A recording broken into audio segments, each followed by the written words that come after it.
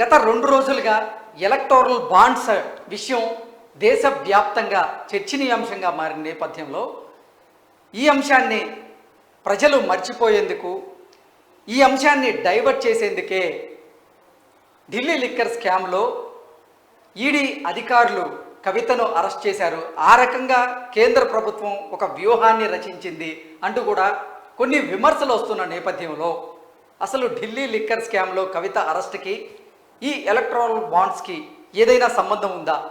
నిజంగా డైవర్షన్ పాలిటిక్స్లో భాగంగానే కవిత అరెస్ట్ జరిగిందా అనే అంశానికి సంబంధించి మనతో మాట్లాడేందుకు ప్రముఖ రాజకీయ విశ్లేషకులు అందే సత్యం గారు మనతో ఉన్నారు. సార్తో మాట్లాడదాం. సత్యం గారు నమస్తే అండి. నమస్తే అండి. గత 2-3 రోజులుగా ఎలక్టోరల్ బాండ్స్ వ్యవహారం దేశవ్యాప్తంగా చర్చనీయాంశమైన నేపథ్యంలో డైవర్షన్ పాలిటిక్స్లో భాగంగానే ఈ అంశాన్ని డైవర్ట్ చేసేందుకే ఈడీ అధికారులు అలాగే కేంద్ర ప్రభుత్వం ఒక వ్యూహం రచించి ఆ వ్యూహం ప్రకారంగా ఢిల్లీ లిక్కర్ స్కామ్లో కవితను అరెస్ట్ చేశారు అంటూ కూడా ఒక వార్త ఇప్పుడు సోషల్ మీడియాలో చక్కర్లు కొడుతున్న నేపథ్యంలో అసలు ఢిల్లీ లిక్కర్ స్కామ్లో కవిత గారు అరెస్ట్ అవ్వడానికి అలాగే ఈ ఎలక్టోరల్ బాండ్స్కి సంబంధం ఉందా అంటే ఏం చెప్తారు సార్? ఎలక్టోరల్ బాండ్స్ అనేది చర్చనీయాంశం కాదు, కుదిపేస్తుంది డెమోక్రసీని. ఎందుకంటే డబ్బు పెట్టకూడదు, డబ్బు దానికి అసెంబ్లీ అయితే 45 లక్షలు, పార్లమెంట్ అయితే 90 లక్షలు దాటకూడదు అని అనేక ఆంక్షలు విధించి ఎలక్షన్లు జరుపుతున్నట్టు కొన్ని వేల కోట్లు, సుమారు ఇప్పటికి 15-16 వేల కోట్లు ఇవాళ ఎలక్షన్ బాండ్స్ కొన్నారు కార్పొరేట్ సంస్థలంటే దరిదాపు ఇవాళ షాబోటేజ్ జరిగినట్టే డెమోక్రసీ. తర్వాత 1-2 సంస్థలు కాదు, ఇవాళ బాండ్స్ కొన్న సంస్థలు ఏంటంటే దేశవ్యాప్తంగా 1300 సంస్థలు ఈ బాండ్స్ని కొన్నాయి. అంటే రాజకీయ పార్టీలకు నిధులు ఇవ్వడం కొరకు. తర్వాత ప్రముఖ కార్పొరేట్ వాళ్ళ పేర్లు బయట పెట్టినందుకు ఇవాళ సుప్రీంకోర్టు పట్టయింది కూడా. అదాని కానీ అంబానీ కానీ ఇటువంటి వాళ్ళ పేర్లు రాకుండా జాగ్రత్త పడ్డందుకు. కాబట్టి అట్లా కుదిపేస్తున్నటువంటి ఇష్యూ ఇవాళ ఎలక్ట్రానిక్ బాండ్స్. అయితే ఎలక్ట్రల్ బాండ్స్ ఆ చర్చనీయం కాకుండా కవితను అరెస్ట్ చేశారంటే అది పాక్షికంగా నిజం కావచ్చు.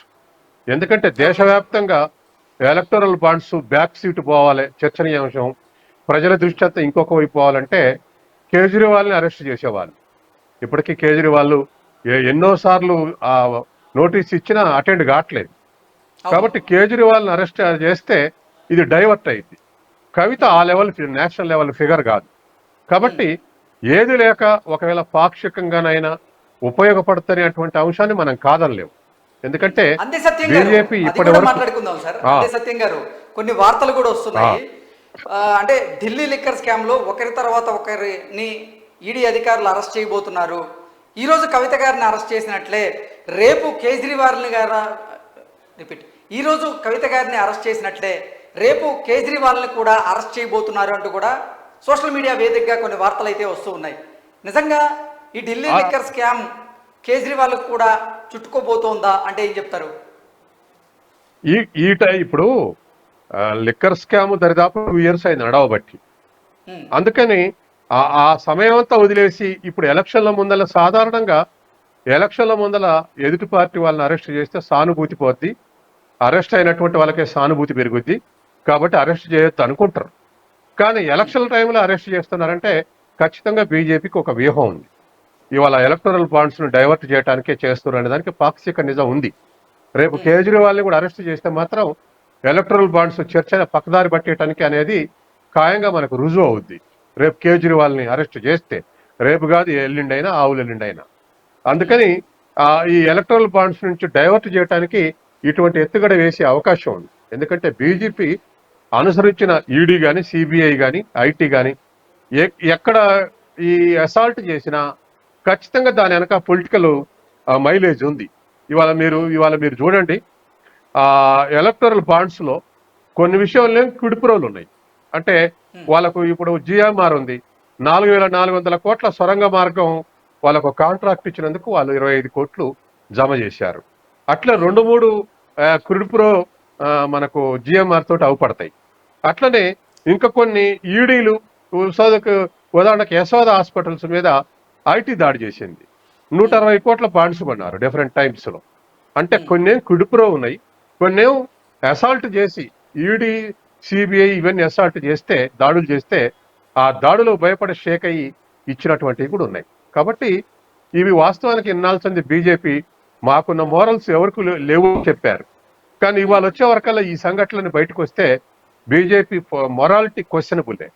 ఎందుకంటే ఇట్లా కొన్ని వేల కోట్లు ఈ విధంగా ఖర్చు పెట్టడానికి సిద్ధపడటం అనేది నిజంగా డెమోక్రసీని షాబోటేజ్ చేయటమే. ఇదే సూత్రం బీజేపీకి వచ్చిన సూత్రమే, వర్తించిన సూత్రమే మిగతా పార్టీలకు కూడా వర్తిస్తాయి. అవి కూడా ఎంతో ఒక కొంత మేరకు తక్కువ మొత్తంలో వసూలు చేశాయి. కాబట్టి వసూలు చేయటమే క్రైమ్ అంటే అది పెద్ద ఎత్తున వసూలు చేయటం, చిన్న చిన్న సమయంలో వసూలు చేయటం అనేది కాదు. అందరు తప్పే చేశారు. కాబట్టి ఇది డెమోక్రసీని గతంలో మనం విన్నాం, క్వశ్చన్ లేకుండా ఉండేందుకు డబ్బులు తీసుకున్నారని. ఇప్పుడు ఇది కూడా అలాంటిదే. సార్, దేశవ్యాప్తంగా ఉన్నటువంటి అన్ని ప్రధాన పార్టీల్లో భారతీయ జనతా పార్టీకి ఎలక్టోరల్ బాండ్స్ పేరుతో ఎక్కువ మొత్తంలో ధనం ఉందని ఇవాళ లిస్టు బయట పెట్టిన దాంట్లో ఎవరికి ఇచ్చారనేది కొంత హైడ్ చేశారు. కానీ ఏ పార్టీ తీసుకుందనేది మాత్రం హైడ్ చేయలే. మొత్తం ఉన్నాయి దరిదాపు 6,000 కోట్ల 6,200 కోట్ల పైన బీజేపీకి ముట్టినాయి. ఆ తర్వాత పొజిషన్లో తృణమూల్ కాంగ్రెస్ 1,600 కోట్లు, ఆ తర్వాత ఆప్ ఒక 500-600 కోట్లు, ఆ తర్వాత బీఆర్ఎస్ 1,200 కోట్లు, ఇట్లా వరుస స్థానాల్లో ఉన్నాయి.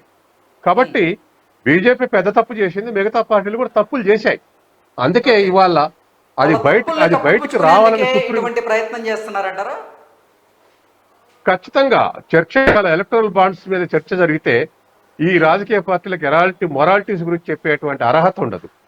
తర్వాత మోడీ కూడా మాట్లాడే క్వశ్చనే ఉండదు. కాబట్టి ఇవాళ ప్రజలు అవి చర్చించుకోకుండా రేపెల్లింట్లో కూడా ఇంకా ఏవేవి దాడులకు పాల్పడుతుందో చెప్పలేము. కానీ మొత్తం మీద డైవర్ట్ చేయడానికైతే ప్రయత్నం చేస్తుంది.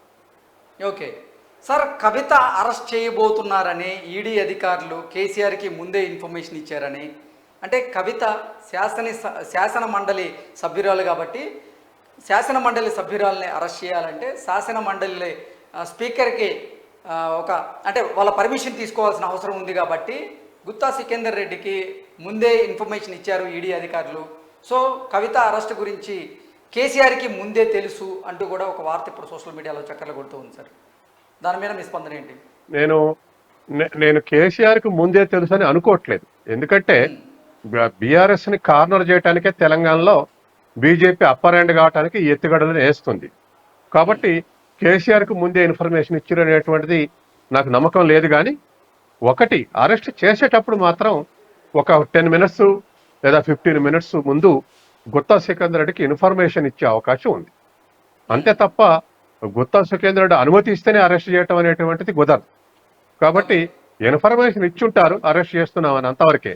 తర్వాత కేసీఆర్కి వెలిడ్ అడ్వాన్స్ ఉందని తెలిసే అవకాశం లేదు. వెళ్ళిన అడ్వాన్స్ దొరికితే వీళ్ళకి ఈడీకి ఫైల్స్ ఏం దొరుకుతాయి కవిత ఇంట్లో. కాబట్టి ఆ కోణంలో నేను ఆలోచించటం లేదు. కాబట్టి ఒకవేళ గుత్తా సుఖేంద్రుడికి ఇస్తే కేసీఆర్కి ఇన్ఫర్మేషన్ ఇస్తాడనేది అవగాహన ఉంటుంది. కాబట్టి 10-15 మినిట్స్ అరెస్ట్ బిఫోర్ ఇన్ఫర్మేషన్ ఇచ్చి ఉండొచ్చు. అందులో భాగంగానే ఈరోజు 8:45కి హైదరాబాద్ ఎయిర్పోర్ట్ నుంచి ఢిల్లీ ఎయిర్పోర్ట్కి టికెట్ బుక్ చేశారు ఈడీ అధికారులు అంటే కూడా కొన్ని వార్తలు వస్తూ ఉన్నాయి. ఏంటి సార్, నెక్స్ట్ ఏం జరగబోతుంది అసలు ఈ కేసులో? ఇది కరెక్టే కావచ్చు. ఎందుకంటే అక్యూజ్డ్ ఆల్రెడీ ఒక కేసులో కొత్తగా కేసులు అరెస్ట్ చేసి విచారణ చేసి ఎఫ్ఐఆర్ దాఖలు చేసి ఆ తర్వాత అక్యూజ్ చేసి ఇవన్నీ ప్రొసీజర్స్ ఎప్పుడు అయిపోయినాయి లిక్కర్ కేసులో. కాబట్టి ఆల్రెడీ అక్యూజ్డ్ అనేటువంటిది ఇష్యూ అయి ఉన్నది. కాబట్టి అరెస్ట్ చేయడానికి ఇంకేం కారణం చెప్పాల్సిన పని లేదు. కాబట్టి విమానం టికెట్ బుక్ చేసుకుని వచ్చి ఉంటారు. అది పెద్దగా టెక్నికల్గా అదేం ఆబ్జెక్షనబుల్ అని నేను అనుకోవట్లేదు. ఎందుకంటే ఎంక్వైరీ చేయాలి, విచారించాలి. విచారించకుండానే వీళ్ళు అరెస్ట్ చేయడానికి నిర్ణయం తీసుకున్నప్పుడు అది ముందుకు వస్తుంది చర్చకు. ముందే విమానం టికెట్ బుక్ చేసుకున్నారని. కానీ 2 సార్లు ఇప్పటికే విచారించారు. సాక్షిగా ఉన్నటువంటి వ్యక్తిని అక్యూజ్గా మార్చారు. కాబట్టి ఇటువంటి సిచ్యువేషన్లో అరెస్ట్ చేయటం కానీ లేకపోతే ముందే టికెట్ బుక్ చేసుకోవటం కానీ అది వాళ్ళ ఇష్టం తప్ప అది టెక్నికల్ ఫాల్ట్ కాబట్టి కోర్టు ఏదో ఉపయోగపడేటువంటి అవకాశం లేదు. Okay sir, thank you so much అండి. Thank you.